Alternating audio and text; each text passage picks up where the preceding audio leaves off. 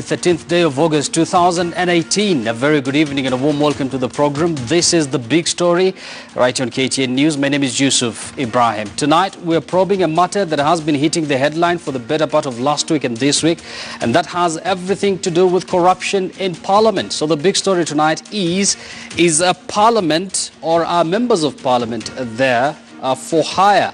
And are we seeing some sort of a renewed effort from the government to fight corruption? This is after the remarks that we've heard from both the Deputy President and President Uhuru Kenyatta over the weekend with regards to fighting graft. I'm going to introduce my guest shortly in studio, but first, let's listen into what one Member of Parliament, Didmas Baraza, had to say with regards to bribery claims, and what another woman representative from Wajir, that is Fatuma Gedi, had to say with regards to the comment there that was made by Didmas. And that opens up the big story tonight.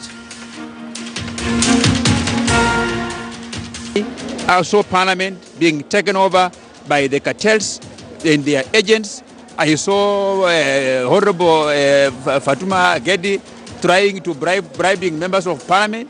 He tried to bribe me. I asked her whether she's out of her senses or not. It's completely regrettable.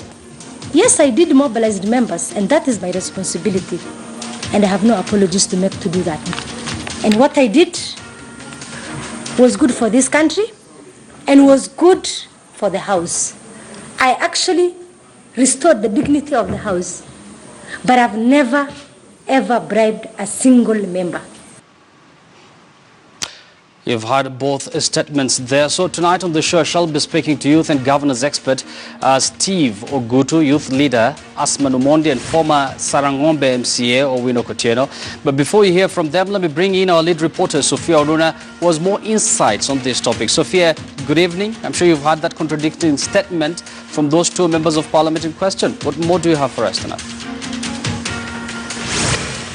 Good evening, Yusuf. Yes, we heard about those reports of money exchanging hands in Parliament, and this just moments before debate on that sugar report took place in the National Assembly. And remember, it had been shot down the first time around after being described as shoddy after the Joint Committee of Trade and that of Agriculture had presented it before Parliament. So they were given extra time going out, continuing with the investigations, interviewing several witnesses as well. But even when they came back, the intrigues began even before tabling of the report, when some members of that committee argued that it had been doctored, that what members agreed, which was specifically touching on their recommendations around the three then CSs, because one has since become an ambassador and CS Aden has moved from trade to East African affairs. At the time, the recommendation was to hold them responsible, but overnight, by the time the chair,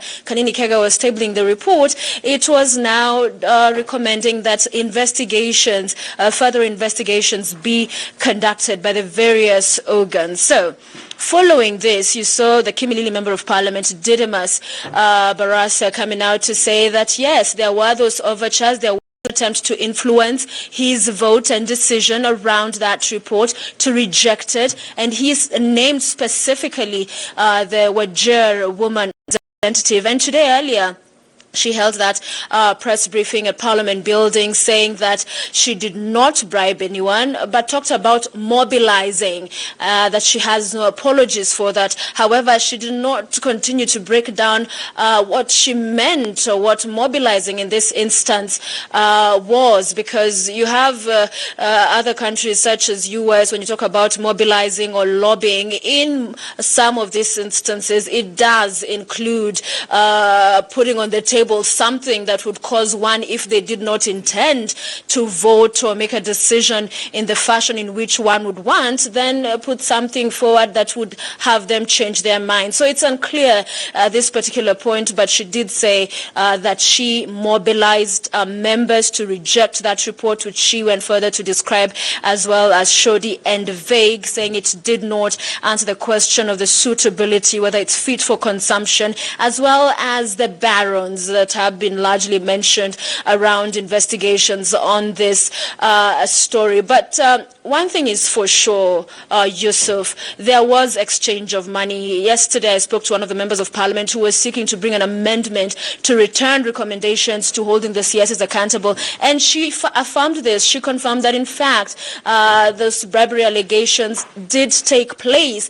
On that particular day, you had the leader of majority leave a function where the president was present before it ended to be in parliament, and he said that himself because he did not want to appear to have taken the bribes that were being handed out. Also, the leader of minority saying he did not want to be seen to have benefited. So it is an open secret, if you like, that there was money changing hands. As to who, perhaps investigations, if in fact they are conducted, will shed more light. But if the past is anything to go by, that usually does not bear much fruit. But the National Assembly Speaker has pronounced himself on this matter, saying that those with information should present the same to the Ethics and Anti-Corruption Commission to investigate further. In fact, earlier today, there were women representatives saying that there are CCTV cameras in the precincts of Parliament, in the various rooms and corridors, and that so Didymus, the MP Kimilili Barasa, should come out and present his evidence. She also demanded an apology. However, what usually we see when one is mentioned in bad light is they will file a suit for defamation. So she has not indicated at this particular point whether she'll be seeking legal recourse, because she termed this as very serious allegations. However, she did mention that this will be a matter she's treating very seriously, and it will not end now. Before I bring it back to you, Yusuf, the Kanini Kega, the chairman of this committee, had said that as investigations are going on into interference around this report, those that should be investigated first are the leader of majority, the minority. Remember, what stood out in this particular instance is that they were both reading from the same page. The leader of minority supporting the rejection of that report. In fact, Gladys Wanga, Homa Bay woman rep, yesterday on Checkpoint expressing her shock at her leader in the National Assembly as well as the chairman of that move. However, we've heard since then Aidan Duale, the leader of majority in the National Assembly, saying yes, as investigations conducted, the first people that should be investigated as far as whether they received bribes are the members of that committee. And his argument is simple, that they, before they came to Parliament and tabled the second report, already were divided. The information that they had agreed on initially had changed. So saying if there was any bribery, if there was any manipulation or information changing as to what they were able to agree on initially, the biggest problem in his view stands in that committee. But the worst part in all of this, Yusuf, is that Kenyans still do not have those critical answers. Still, the people who dropped the ball are yet to be held to account. So that even as we focus on these bribery allegations and the dishonorable conduct and fashion in which we are seeing these MPs conduct themselves, Yusuf. Thank you very much for that comprehensive update with regards to the bribery allegations in Parliament. So the big story tonight is, are the MPs guns for hire, or are we seeing some renewed effort from the government and in fighting graft? And the reason as to why we're saying this is because of the two soundbites that we're going to play for you shortly, one by the Deputy President William Ruto and the other by President Uhuru Kenyatta. But first, let me introduce our guest in studio tonight. We have Steve Ogutu is a governance expert, Asman Omondi, who's a youth leader, and Owino Kotieno is going to join us shortly from our CBD studios. But first, good evening, gentlemen. That is Steve and Asman, and welcome to the program. Good evening to you. Thanks. So, Steve, let me begin with you. Latest report from Parliament indicate that the Speaker of the National Assembly, that is Justin Muturi, has already invited EACC to probe this bribery allegation even further. Ironically, it's the same Parliament that sometimes to actually disband the anti-graft body. So let me begin with this. Do you expect any outcome to come out of this probe that is going to be conducted by EACC? Wow. Thanks for having me, Ibrahim. I think going by what you've been seeing in the past, you know, in cases where the Parliament, the different committees in Parliament have been tasked to conduct, you know, investigations on certain issues. What we've been seeing in the past is most of these things are just are not the reports. Whenever they bring these reports in Parliament, then they have a way of getting away with everything.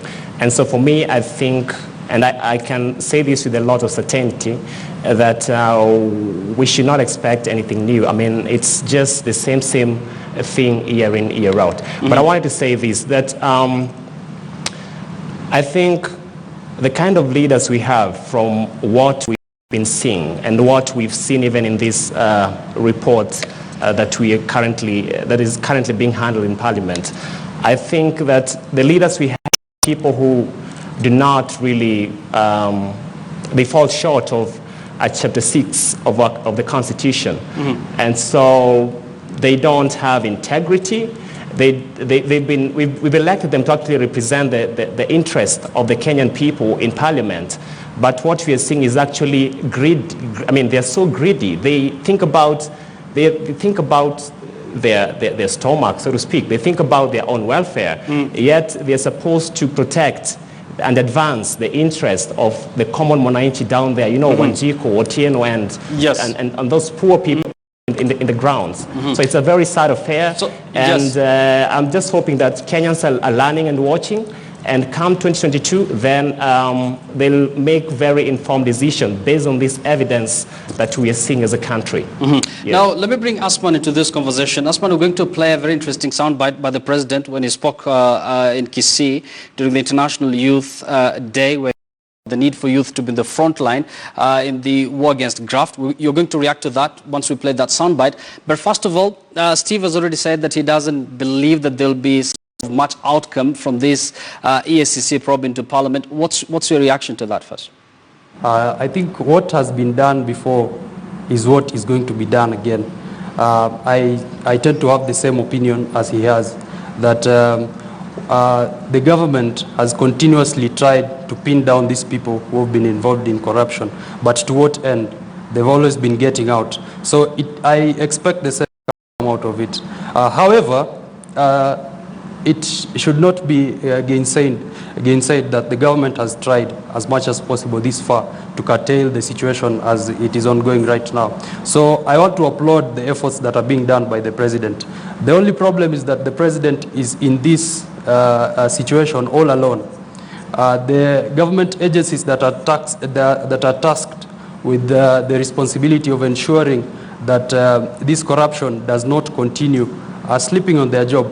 The only office that has been seen to take a lot of interest in this is the Office of the Director of Public Prosecutions, and we want to say that at least the effort that has been done by the President and the DPP is going to go a long way in curtailing the situation. Yes, we're going to talk into detail about the role of this independent institution when it comes to the one graft. But let me bring in Steve once again. Steve, if you look at the genesis of this sugar report, a report that was crafted, of course, by the Joint Parliamentary Group. First, it was shut down during the plenary stages when it was tabled in Parliament. Then it was shut down again after it emerged that there are some details, pieces missing in that report. And again, it was shut down, the latest one, amid bribery claims. So at this stage, it seems Kenyans will never know who imported this sugar, the contaminated ones, and actually they will never know who are these key people in government who are supposed to be culpable, right? Yeah, I mean, it's a very sad affair, like I said, and I think it's known out there that we have bigwigs who are involved in this, the whole sugar scandal, and it's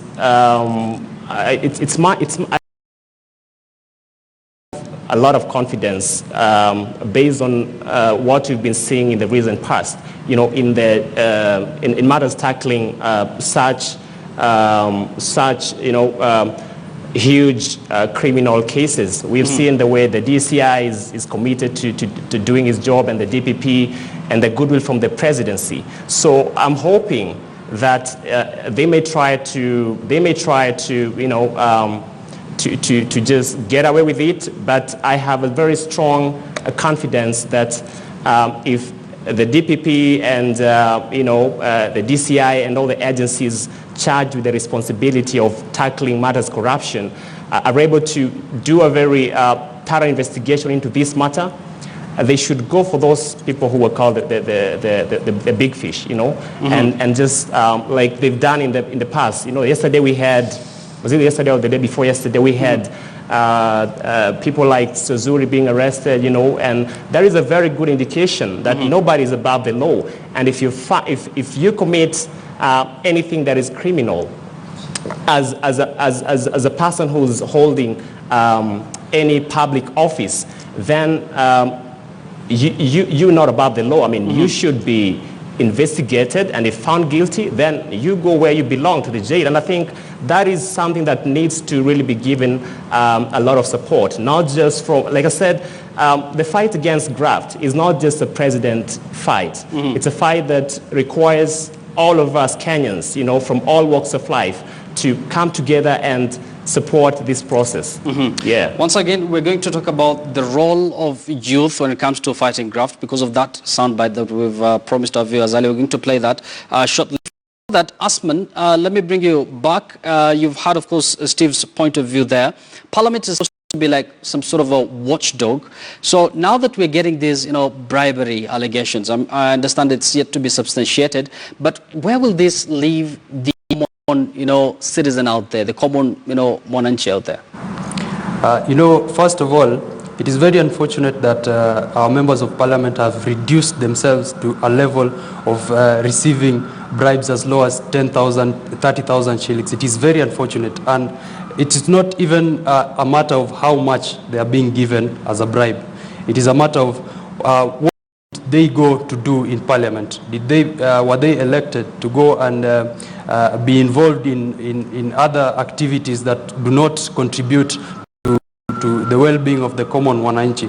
And as a matter of fact, when these people are elected into office, the first course of business is to make sure that they, at least in the first 90 days, as they usually promise, is to deliver on at least one or two of the things that they promise to deliver to people. And it is very unfortunate that the first thing when they get into office, they forget all that. They start worrying about the salaries they are going to be paid, how much allowances they are going to receive, how much cuts they are going to get.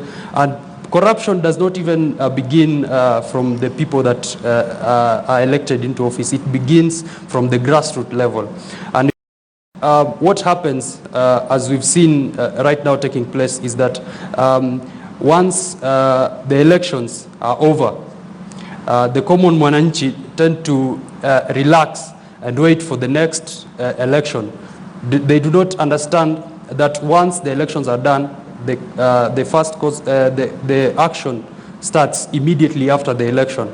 And it is quite clear that people, when they are on the campaign trail, they start bribing people from down there, and they are making politics to be an investment.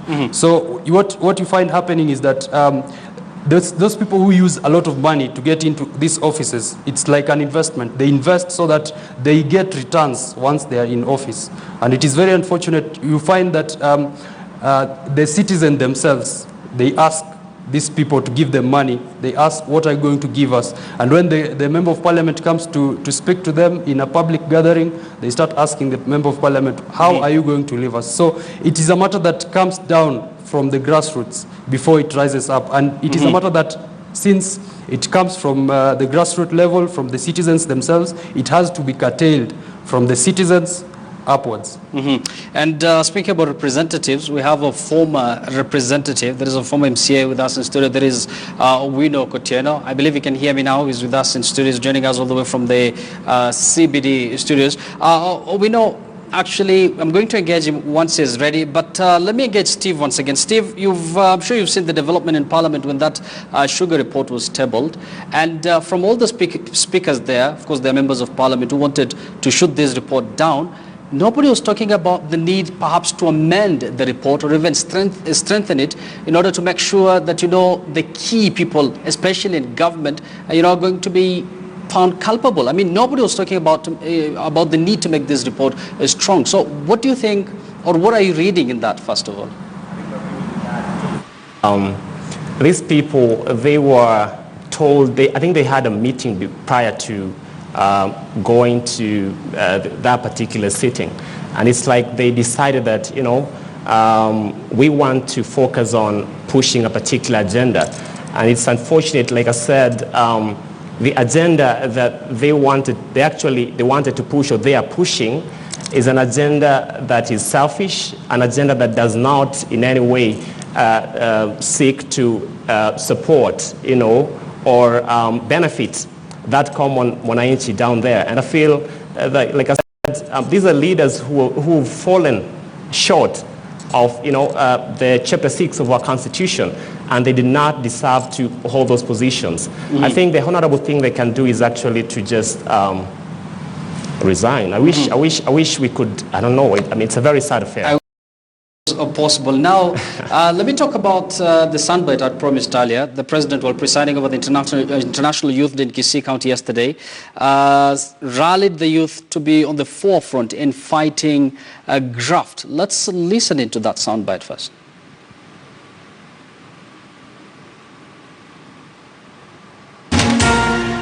Vijana, nyinyi muwe mstari wa mbele. Mukiona hata kama ni baba yako, wewe sitaki yeye, useme sisi hatutaki mambo ya ufisadi katika dunia yetu. Hata kama ni polisi na muone, mushike mpeleke polisi. Hata kama ni MCA, mushike mpeleke kwa polisi. Hata kama ni MP, munaona anatumia pesa ya CDF vibaya na munaona anatumia, shika peleka kwa polisi. Au ni namna gani jameni? The power is in your hands to end this vice in our country, and you must take it up. Msiogope. Siogope mtu kwa sababu ati yako na pesa mingi. Hiyo pesa yake ukimshika vizuri itarudi kwa mwananchi. Asman, I understand you're a youth leader. First of all, your reaction to that sentiments that were made by the president, and do you really have the power? Are the powers in your hands, as you has mentioned? I was privileged to be among the people, the youths who attended the event yesterday in Kisii, and what came out strongly from the president is that the youth are sitting back and waiting for action to be taken by the people who are ahead of us. I believe that we, the youth, have the power in our hands to change the trajectory, the political trajectory of this country. And it's only a matter of time before the youth stand up and fight against these crimes. And,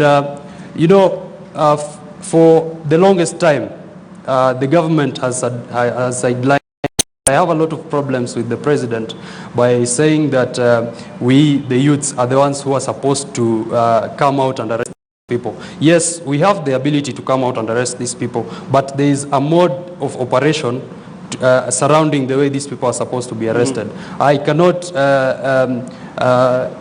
for one reason or the other, due to that a member of parliament or someone else has been accused of corruption, just go out of my way to bring them to book. But we saw a case in Ghana the other day when the citizens decided to storm the parliamentary buildings of their country to fight for a justifiable cause. And the youth have to stand up, and it came out very clearly from the president yesterday that we need to stand up and to fight for our space. And the theme was safe spaces for the youth. And what the youth right now have to decide is to make a decision right now. It is not going, we are not going to be given anything for free. The people who are ahead of us, they had to fight for that space which they occupy. And for us to get into that space, we also have to stand up and fight for it, for whatever, in whatever way is possible that we can fight for the space. Steve? I think for me, that was a very profound statement coming from a head of state, It was, for me, I think it was a call to action for young people to end matters, poor governance and corruption in this country. And I think, like you said, we have to demand, as young people of this country, we have to demand for accountability. When we elect leaders to go and serve us, to go and, come up with the initiatives like, improving roads, creating jobs for the youth and things like that.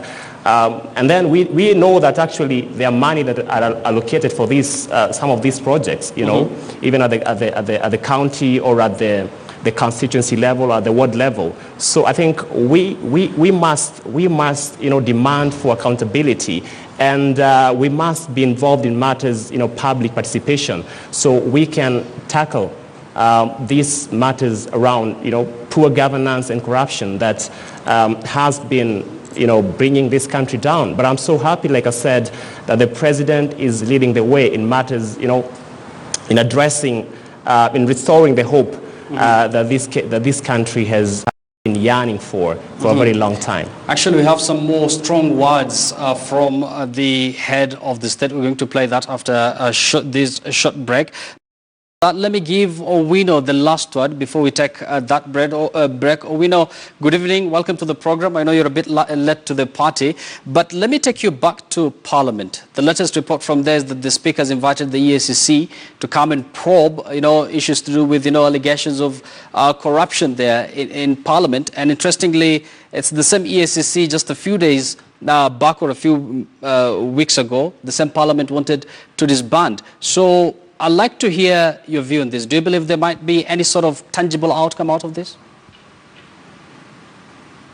Well, thank you so much, Yusuf. For quite some time, I have toyed with the idea of a National Assembly introducing an independent office known as the Independent Parliamentary Ombudsman's Office.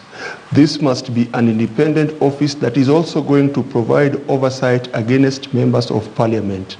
Remember, members of parliament have been given the responsibility and mandate pursuant to this constitution, but there is no one actually oversighting them.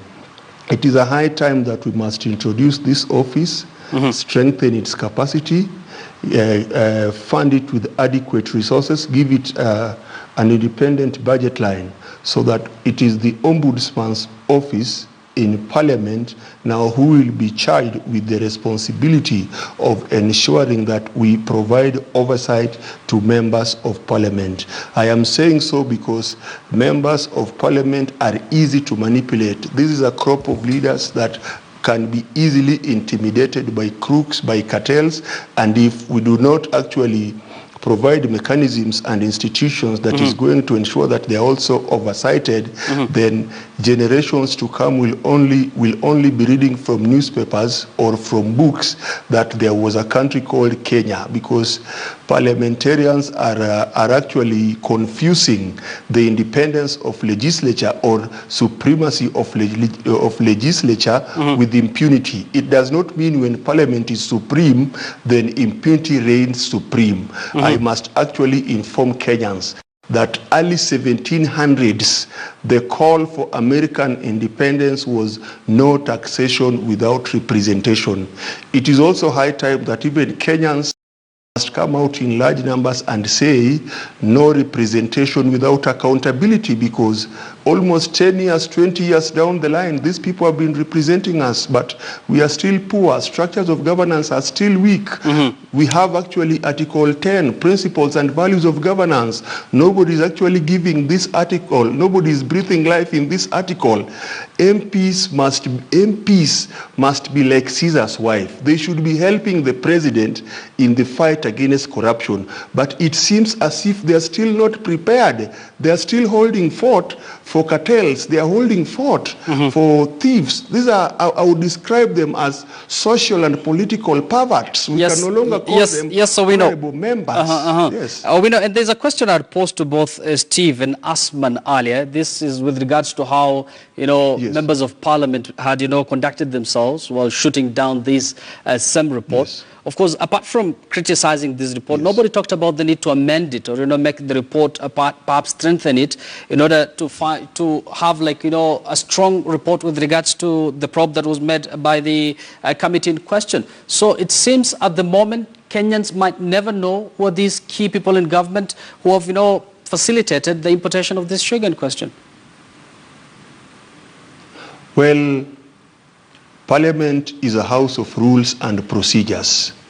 And members of parliament who actually understand the rules and procedures of the House are the only ones who are going to have the benefit of engaging Parliament and ensuring that there is oversight, strong oversight, and there is also accountability. I was a member of County Assembly, and the same standing orders that are used at the National Assembly and at the Senate are the same standing orders that we were also using during my tenure at the Nairobi County Assembly. What could have been done would have been to introduce amendments. Members could have proposed amendments. The office of the clerk could have gone through those amendments, and they could have been part of the business to be transacted that day. But now there is only one thing that I can assume. Either members were already bribed earlier, or they were just deliberate to shoot and to kill down pot, because already they were dancing to the tune of certain mafias. Remember, people have started campaigning for 2022. Nobody actually campaigns with the funds or resources directly from his pockets. I can easily conclude that from these illicit funds that these monies were supposed actually to go for the campaigns of 2022. Of course, this is a matter, yes, so we know. Of course, this is a matter that is still under investigation, but we'll continue this conversation at a time when the graft war has been costly financially, and even friends have been lost. Of course, this is with regards to that soundbite by President Uhuru Kenyatta over the weekend, saying that he has lost a couple of friends because of the ongoing war on graft. Are we seeing some sort of renewed effort from the government when it comes to fighting corruption? We'll continue.